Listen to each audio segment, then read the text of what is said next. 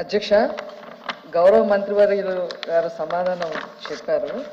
అయితే ఇందులో ఇన్ని అప్పులు అసలు ఏమి తాకట్టు పెట్టి అప్పులు తీసుకున్నారు? తర్వాత ఈ దారి మళ్లించడానికి వాళ్ళు చేసిన ఆ ప్రాసెస్ ఏంటి? ఆ ప్రాసెస్లో సంబంధిత అధికారులను కానీ గత ప్రభుత్వంలో ఉన్న మంత్రుల మీద మాత్రం ఏమైనా చర్యలు తీసుకుంటారా? ఇందాక నాయుడు గారు అడిగినందుకు దీని మీద ఏమైనా విజిలెన్స్ కమిషన్ వేసే అవకాశం ఉంది. ఎందుకంటే మీరే స్వయంగా డే 1 నుంచి మీరు ఫీల్డ్ మీద తిరుగుతూ ఉన్నారు మంత్రి గారు.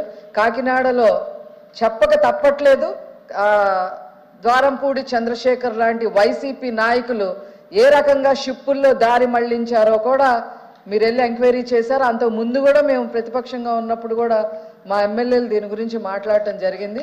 వాటన్నిటి మీద ఏదో ఒక కేసు వేసి లేకపోతే ఒక స్టేట్మెంట్ ఇచ్చేది అనేది కాకుండా వాళ్ళందరినీ బయటికి లాగి ప్రజల ముందు కోర్టు ముందు దోషులుగా నిలబెట్టాలని చెప్పి మా మనవి చేస్తాం. రాంభూపాల్ రెడ్డి గారు, పూర్తిగా మీ ప్రశ్న ఒకటే దాని ద్వారా మంత్రి గారికి విజ్ఞప్తి చేస్తాను అధ్యక్ష. ఈ గ్రామాల్లో ఉండే చదువున్న డీలర్లకు ఈ సరుకులు వచ్చేటప్పుడు అనేక రకాలుగా తూకాలు చాలా తక్కువగా వస్తున్నాయి అధ్యక్ష.